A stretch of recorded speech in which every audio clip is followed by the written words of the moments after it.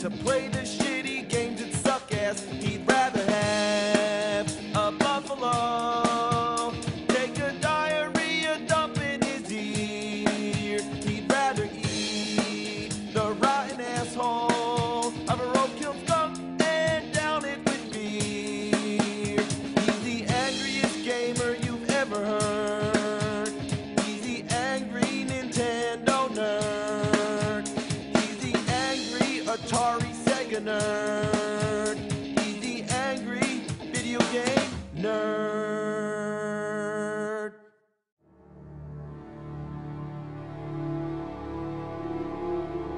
Once upon a time, video games were more than games. They were adventures. I'm talking about the SwordQuest games for the Atari 2600. They were based on the four ancient elements of the cosmos: SwordQuest Earthworld, Fireworld, Waterworld, we're not talking about the Kevin Costner movie, and at last there was going to be Airworld. In these games, the player navigates through a series of mystical chambers in search of hidden treasures, but you weren't just playing a game, you were on a real adventure searching for real treasures. Atari was giving out prizes, and we're not talking about cheap plastic little things you get from a McDonald's Happy Meal. No man, this was real stuff. Here's how it worked. First, you'd have to buy the games, which all came out one at a time. If you became a club member, they'd mail you a t-shirt along with the games as soon as they got released. Not to mention, each game came with a poster and a DC comic book. The games were all about finding clues, so you'd write down all the clues and send them to Atari. Those who found the most would go to Atari headquarters to compete in the finals. Here they'd have custom-made versions of the game, which the players had 90 minutes to finish. Whoever finished first would win the prize. The winner of Earthworld got a talisman made of 18-karat solid gold studded with 12 diamonds and the birthstones of the 12 zodiac signs. The winner of Fireworld got a chalice made of platinum and gold studded with diamonds, rubies, sapphires, pearls, and green jade. The winner of Waterworld would get a crown made of gold decorated with diamonds, rubies, sapphires, and aquamarines. The winner of Airworld would get a Philosopher's Stone, a large piece of white jade encased in an 18-karat gold box adorned with emeralds, rupees, and diamonds. Damn. According to Atari's advertising campaign, these prizes were valued at $25,000 each. But that wasn't all. The four winners would come back for one final competition, and the winner of that would win a jewel-encrusted sword with an 18-karat gold handle and a silver blade covered with diamonds, emeralds, sapphires, and rubies. The sword was valued at $50,000. In total, that's $150,000 worth of treasures, and this was in 1982 and 83, so you can balance that out. Not since the medieval times have I heard of a treasure quest of this magnitude. It gets you really excited to play the games, so that's what I call a promotion. You be wearing your SwordQuest t-shirt with your comic books and posters, drinking out of your gold chalice with your crown, Philosopher's Stone and sword, and not to mention your SwordQuest video gaming cartridges exclusive from Atari. Well, too bad the contest is all over, so there's not much point in playing the games today. If you picked up one of these games right now with no instruction manual and no explanation, you wouldn't have any idea what to do. Every time you go to the next room, it sounds like an explosion. That's what's so great about Atari. Something as simple as going through a door is an event. Every room's a different color, and there's no end. It just keeps going and going. If you look at the manual, you'll see that each room represents a sign from the zodiac, and if you keep moving, you'll come around full circle. But there's only so many colors, so it's easy to confuse Aries with Libra or Capricorn with Leo. Each room has a hidden chamber where you find treasures, but sometimes before you get to the treasure, you have to pass through a nuclear waterfall or jump on laser rafts. These kind of games, you gotta use a lot of imagination. When you get to a treasure chamber, you can pick up items or drop them. By putting the right combination of items in a certain room, you'll trigger a clue. Whoa. Now what could that mean? 16:4. The comic book. Page 16, panel 4. I don't see anything. Oh. Wow.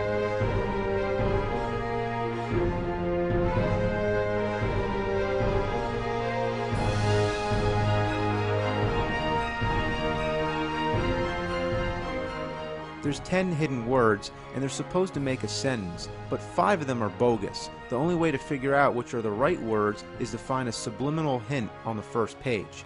The words prime and number are a different color than the rest, so this means you only use the clues that are prime numbers. Let me tell you, in 1982, people had a lot of time on their hands and a lot of creativity to figure this out. Out of 5,000 entries, only 8 gamers got the right sentence. The winner was 20-year-old Stephen Bell. Good work, man. The second game, Fireworld, was basically the same principle, except this time the rooms are laid out to follow the Tree of Life. The only things that are very different from the first game are the action sequences. What are we doing here? Hitting birds with a pole? Throwing knives? Now you're actually steering knives into a turkey club sandwich. This part, you're like a black eagle shooting bullets at snakes, all with glorious Atari sound effects.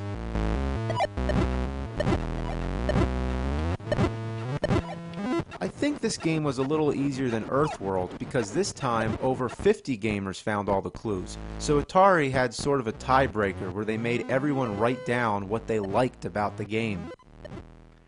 Damn, that's a good game. Gee whiz, I sure love that game. And somehow, based on those answers, they narrowed it down to 50 contestants. Michael Rideout was the final winner and received the Golden Chalice. The third game, Waterworld, is when the shit hit the fan. The infamous video game crash of 1983 was taking effect, and Waterworld was released in a limited quantity, making this an extremely rare game. It had only 7 rooms, significantly less than the previous games. This time it was based on the chakra structure. Appropriately, its action scenes all had something to do with water. Either you're trying to swim around sharks, dodge squids, or hop on icebergs. The contest never happened. Atari's financial problems led them to sell the company and pull the plug on the whole thing. The fourth game, Airworld, is just what it is, air. It never got made, though a prototype has been rumored and even hoaxed. It's a very sad end to what could have been the greatest gaming event in history. An adventure series with rooms based off mythology came with comic books, a chance to win real treasures, and then it all vanished. The biggest mystery of all is whatever happened to the remaining treasures. Eyewitness accounts and pictures prove that they all existed because they were on display during the competition. But where are they now? The guy who bought Atari was a guy named Jack Trammell. Some comments online from people in the business have said that they've seen the sword hanging in Trammell's living room. There's no pictures or any hard evidence to support this, but if he does have the sword, it's most likely he has the crown and the Philosopher's Stone as well. Somebody's got to find out. The real SwordQuest is the quest for that sword and the other treasures. They belong in the hands of gamers who earn them. You know, everybody who put those games in their Ataris had a chance of winning. It was something to dream about, but that dream's been thrown down the toilet. It's 30 years later, but I say the contest must go on. Finish the last game. You can't have earth, fire, and water without air. The balance of the cosmos must be restored. The true bearer of that sword must be found. The kingdom of nerddom depends on it.